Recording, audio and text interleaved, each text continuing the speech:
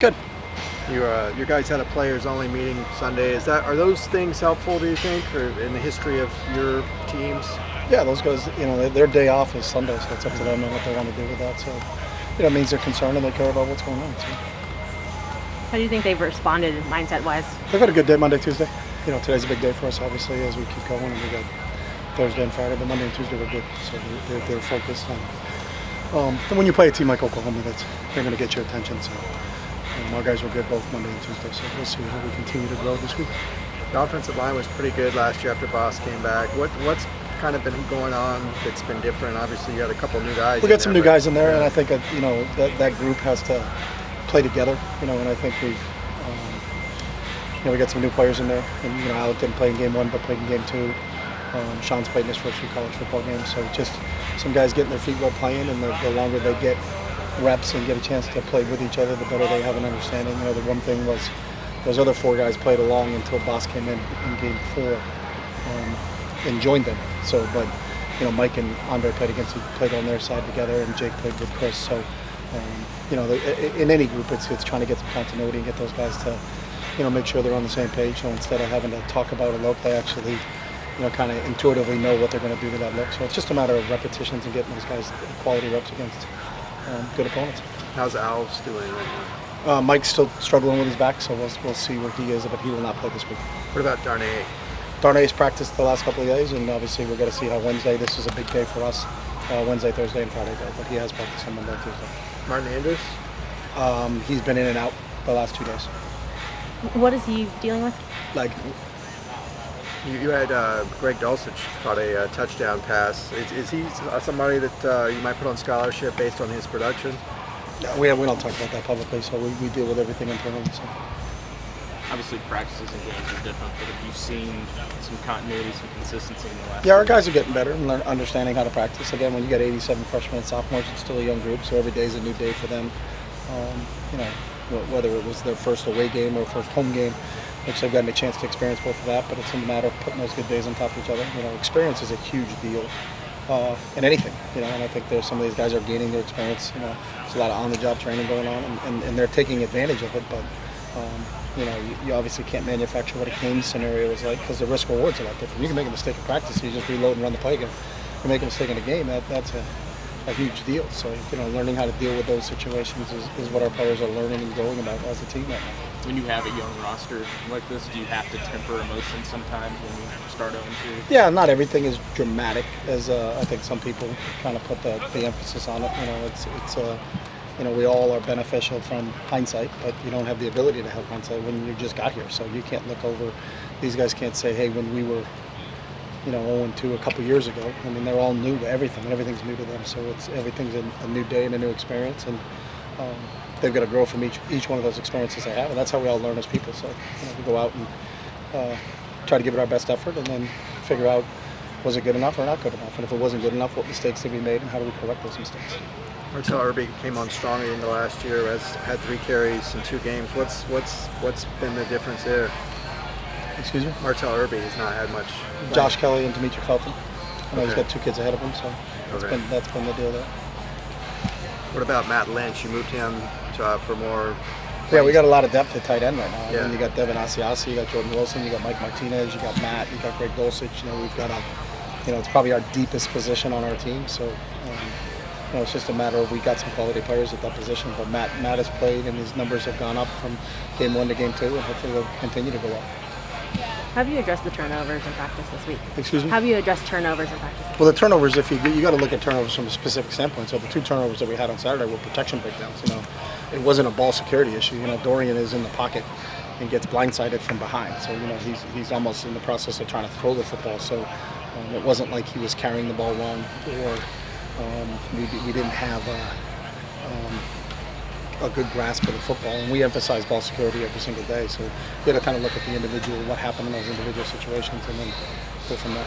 For Mike Martinez's fumble, then? Yeah, he was trying to secure the catch. It was a real good play by the defensive player, and it was a bang play. I don't think if you watch the film, he didn't have an opportunity to secure that catch. He got hit while he was trying to secure the ball. So, it was just a real good play by the San Diego State defender. Compared to your offense at Oregon, how difficult is the offense here to learn and master for college kids? I don't. I mean, they're two totally different offenses. So I think, but from a learning standpoint and teaching standpoint, I don't think it's difficult to master. It's just a matter of experience and repetition. So anytime it's when you have some older players, it's obviously a little easier because they've been involved in the system for a while. It's the same thing. When it was, you had young players at other places. It's hard for anybody to learn any system. I don't care where you are and what you're playing. It's if you just got somewhere or you're really inexperienced at it, then that's where that shows up, and that's what we have. I mean, we have a young team, and that's not going to change. So those guys got to keep taking advantage of the reps and learning from every situation that they're put in. How's the team's confidence right now? They've been great. I think that's a great thing about youth is, they don't have very long mindsets. Like as the older you get, maybe you dwell on things a little bit more, but they understand it's on to the next opponent, and that's what you really have to have in this game. Every week is a season. We only look at it weekly, unfortunately, from Ben's perspective, because he's a big picture guy. He wants to know 7-8 weeks down the road. We're 3 days down the road, and really 1 day down the road. Let's have a really good Wednesday, and see if we can focus on training really well today, and then we'll take it as it comes. But I don't think it's beneficial to any of those guys to really look down the road or that long term, because it doesn't benefit you. You're wasting your energy on something that's not in your control. So what goes on in week 7, really you shouldn't be concentrating on that when you're in week 3. And week 3, you should concentrate on week 3. And I think young guys probably do a better job than older people at that. So I think we try to always see big picture, but those guys are they're just concerned with the next 2 hours out here in the field. So. Wait, did you just say we always try to see big picture? We all do, Ben. We all think like you. Okay. That's the great part about it. No, we are a micro operation, but you personally and myself, we're all big picture guys, but we have to focus. We can't be lured in by that. You know what I mean? It's like the guys that are lured in by looking at their phone all the time. Put your phone down and enjoy what's going on right now. You know what I mean? So that's what we're trying to get accomplished. Everybody else wants to see what's going on in the future. You're anxious about the future. You're anxious about the future, and you don't want to be anxious about the future. You just want to live in the present. So. Is that tough for you? No, I mean I've always been in the present guy, so I'm not. I'm not concerned with what in the past. What you're concerned with is how do I learn from it. And then if you're always anxious about the future, you actually don't enjoy the past. I mean, enjoy the present, and enjoying the present's the fun part. We love practice. We love getting out here and teaching and working with our players, and that's the fun part of it. When you talk to guys about when you're in the off season, what do they wait for? We can't wait for the season to start. So when you're in the season, you're not waiting for the off season to start. We're waiting to just get back out in the field with you guys and play a little football. So. How much do you like the challenge of having the number 5 team in the country coming to the Rose Bowl? You like the challenge of anybody you play, and I think again you try to put perspective on things. I don't care who it is. There's not one team we can look forward to. There's not one team we could look past. We're not in that boat, and it wasn't that way either. When I was on teams that were really successful, that were ranked 1 and 2 in the country, we took everybody very, very seriously. The cool part about college football is you get to play 1 game a week. So why would you think about anything else? This isn't baseball where you're playing 162. You get 12 opportunities at this thing. So, we relish the opportunity to play really, really good teams. We played 2 really good teams, and we had an opportunity to play a really good team again this week, and that's the fun part. Our guys, had a great experience when they went to Oklahoma last year. That was a great venue to play in and a great team. You had to play against a Heisman Trophy winner. Those are the things you remember. We played in a lot of games when I was at Oregon. I don't think you remember when you played against some 1AA team and beat them by 60. The guys don't talk about that. They talk about going to Tennessee and winning at Tennessee. You know what I mean? They talk about going to Michigan and winning at Michigan. Those are the games that you kind of relish, and that's what this deal's all about.